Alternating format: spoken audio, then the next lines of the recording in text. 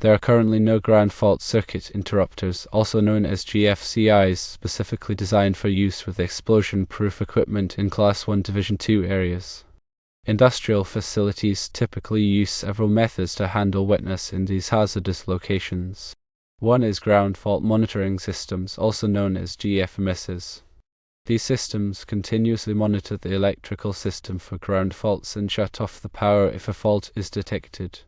While GFMSs are not the same as GFCIs, they provide a similar level of protection by tripping the circuit when a ground fault occurs. Another method is supplemental grounding. Additional grounding conductors are installed to ensure that any current leaking from the equipment is properly dissipated before it can reach a hazardous level.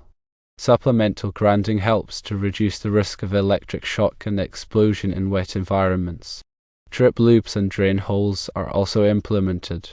Conduits and wiring are installed with drip loops to prevent water from accumulating and running into the electrical system. Drain holes are drilled at the bottom of enclosures to allow moisture to escape. Weatherproof enclosures are used as well. Equipment enclosures are designed to withstand moisture and keep electrical components dry.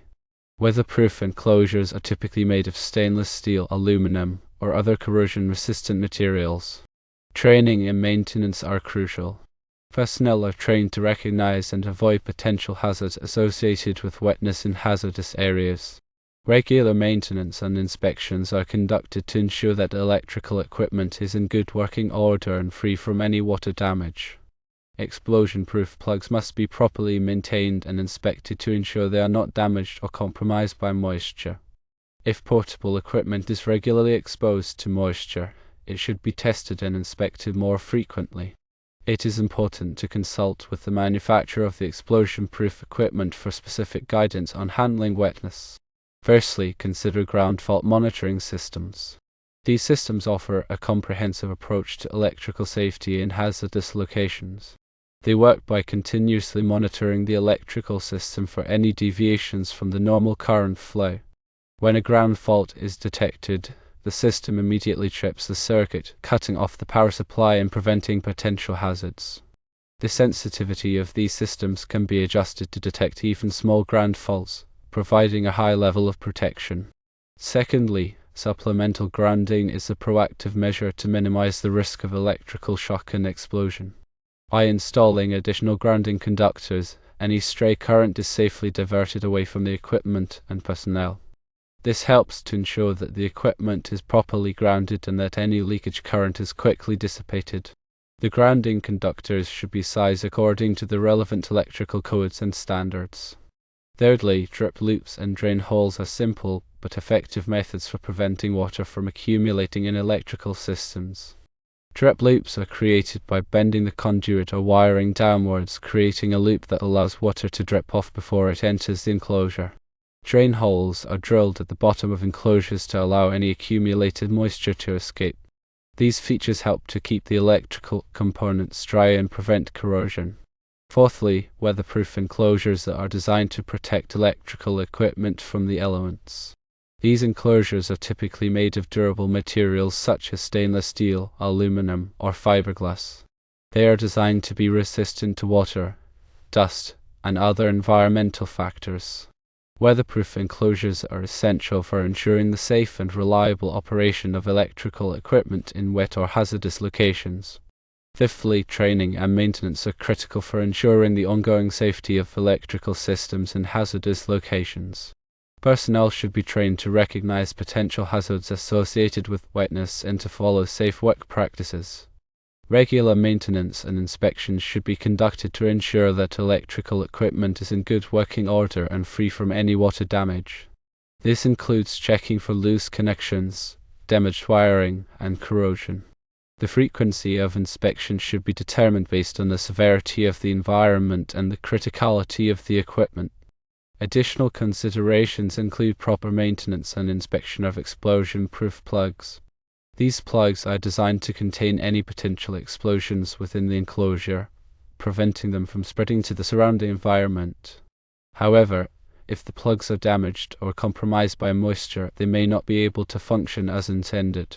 Therefore, it is essential to inspect the plugs regularly for any signs of damage or corrosion. If any damage is found, the plug should be replaced immediately.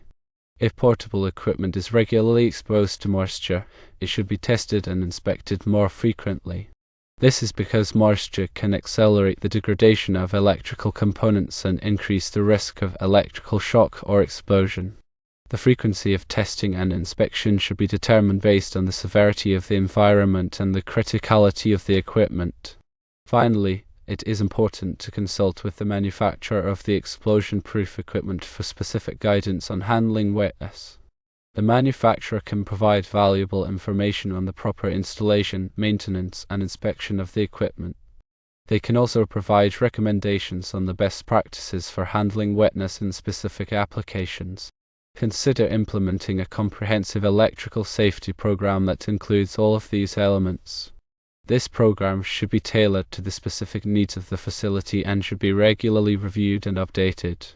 By taking these steps, it is possible to minimize the risk of electrical hazards in wet and hazardous locations. The importance of proper grounding cannot be overstated. Grounding provides a low impedance path for fault current to flow back to the source, allowing the circuit breaker or fuse to quickly trip and energize the circuit. This helps to prevent electrical shock and fire hazards. The grounding system should be designed and installed in accordance with the relevant electrical codes and standards. Regular testing of the grounding system should be conducted to ensure that it is functioning properly. The use of intrinsically safe equipment can also reduce the risk of electrical hazards in hazardous locations. Intrinsically safe equipment is designed to limit the amount of energy available in the circuit, preventing it from igniting flammable gases or vapors. Intrinsically safe equipment is often used in areas where there is a high risk of explosion. Proper ventilation is also important for preventing the accumulation of flammable gases or vapors. Ventilation systems should be designed to provide adequate airflow to remove any potential hazards. The ventilation system should be regularly inspected and maintained to ensure that it is functioning properly. The use of non-sparking tools can also reduce the risk of ignition in hazardous locations. Non-sparking tools are made of materials that do not produce sparks when struck against metal surfaces. These tools are often used in areas where there is a high risk of explosion. Regular inspections of electrical equipment can help to identify potential hazards before they cause an accident. Inspection should be conducted by qualified personnel who are trained to recognize electrical hazards. Any identified hazards should be corrected immediately. The use of personal protective equipment, also known as PPE, can help to protect workers from electrical hazards. PPE includes items such as gloves, safety glasses, and insulated tools. Workers should be trained in the proper use of PPE. Emergency procedures should be in place in case of an electrical accident. These procedures should include instructions on how to shut off the power, provide first aid, and contact emergency services. Workers should be trained on these procedures. Regular safety audits can help to identify potential hazards and ensure that safety procedures are being followed.